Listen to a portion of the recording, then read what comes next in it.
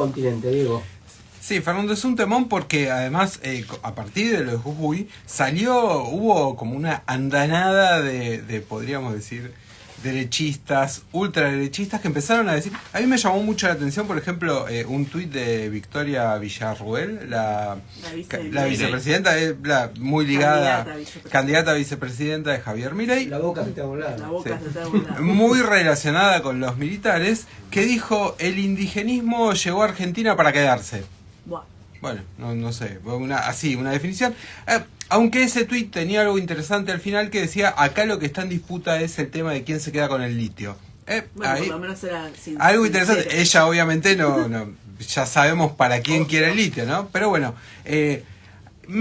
a partir de todo esto que surgió, dije, bueno, vamos a ver un poco qué está pasando en el continente, porque obviamente el tema de las comunidades originarias, las comunidades indígenas, recorre casi toda Latinoamérica.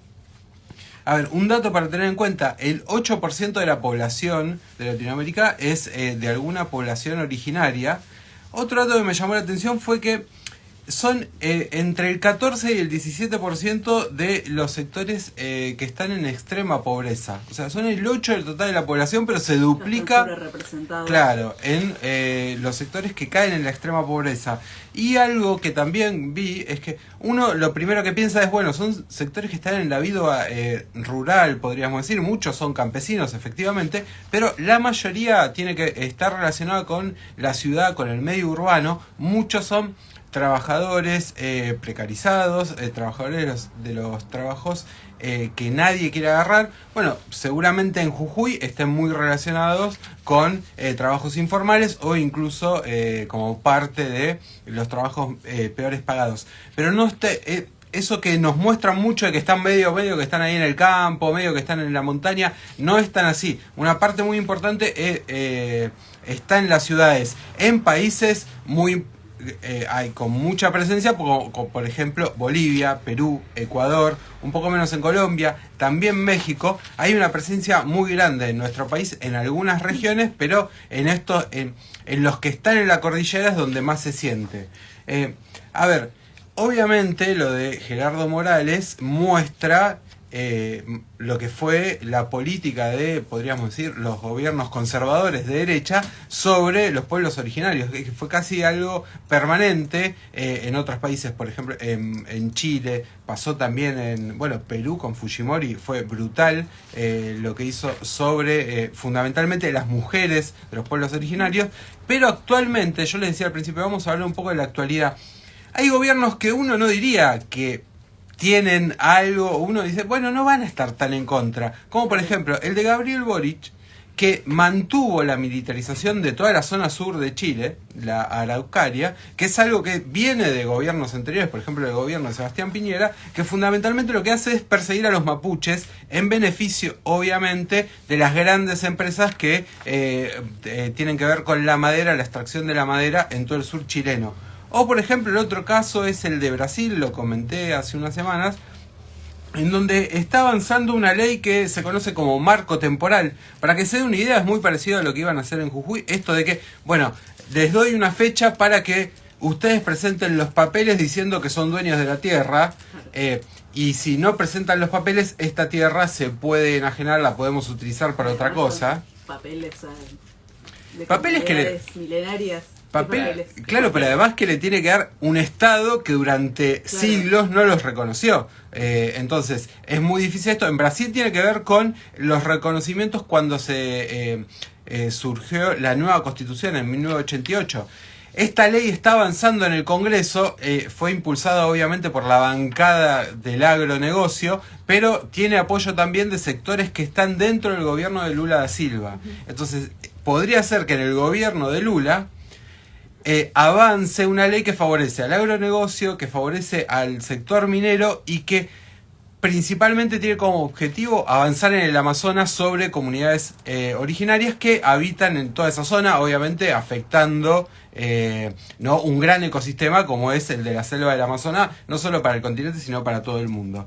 Pero, un país en donde se dio algo muy particular fue Bolivia, obviamente con la llegada de Evo Morales, pero de trasfondo lo que tiene fue también que ahí las comunidades originarias se mezclaron con el movimiento campesino, y Evo Morales también se puede explicar de las grandes batallas, las grandes luchas que dieron estas comunidades. No es que Evo Morales les dio todo, sino que surge también ahí, hay una combinación muy interesante, pero ojo, todo lo que se gana, se tiene que, nosotros decimos, hay que defendernos en las calles, porque el golpe contra Evo Morales en 2018 justamente lo que intentó hacer y lo que avanzó en muchos casos fue sacar parte de los derechos conquistados por estas comunidades originarias. Por ejemplo, lo primero que hicieron fue decir que no era más un Estado plurinacional. Parece una formalidad, pero había sido un avance importante, y el golpe de Estado contra Evo Morales justamente atentó con todo eso, y de hecho aparecieron con la Biblia, etcétera, toda esta tiraron la huipala, toda esta simbología, ¿no? Que me parece muy llamativa. Pero también a la derecha y a la ultraderecha le molestan las comunidades originarias porque son un gran aliado cuando hay protestas. Vamos a poner, por ejemplo, algunos ejemplos. Protestas en Colombia, aparecieron los indígenas para fortalecer los piquetes. En Perú, el golpe institucional contra Pedro Castillo, los primeros en salir a las calles y a defender con todo en contra del golpe fueron los pueblos originarios.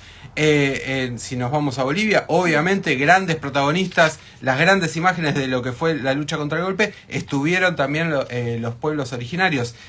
En Perú, en Jujuy, lo estamos viendo ahora, se da una unidad muy llamativa. Y en Ecuador, una gran fuerza que enfrentó las políticas de ajuste fueron justamente las comunidades originarias. Obviamente después sus direcciones en Ecuador hicieron todo lo posible para que no pueda caer, por ejemplo, el presidente Lasso, ¿no? Pero a mí me pareció muy interesante esto porque nosotros lo vimos en Jujuy, también lo vimos en algo que pasó en Neuquén, cuando fue la lucha de los elefantes, de los trabajadores de la salud, que las comunidades mapuches fueron claves para, por ejemplo, trabar la salida de los camiones en Vaca Muerta. Es decir, esa alianza es muy interesante. Otra cosa de Neuquén es mucho más chiquito, pero esta unidad que se dio entre los trabajadores ceramistas que habían recuperado Sanón y las comunidades mapuches que le dieron la arcilla para que pudieran trabajar. Estas pequeñas alianzas me parece que sirven para pensar un debate mucho más amplio, ¿no? que recorre nuestro continente, que tiene que ver cómo resolver el problema de los pueblos originarios. Mariátegui escribió, yo les quería recomendar un libro un poco más reciente, que es Comunidad, Indigenismo y Marxismo, de João Ferreira, que es muy interesante porque se mete en el tema, en la experiencia boliviana, lo pueden encontrar en el sitio del IPS, pero me parece que esto último que le decía, estas experiencias empiezan a marcar por lo menos un norte de cómo pensar y qué salida poder dar en esta unidad que se da entre comunidades originarias y trabajadores. Diego Sachi.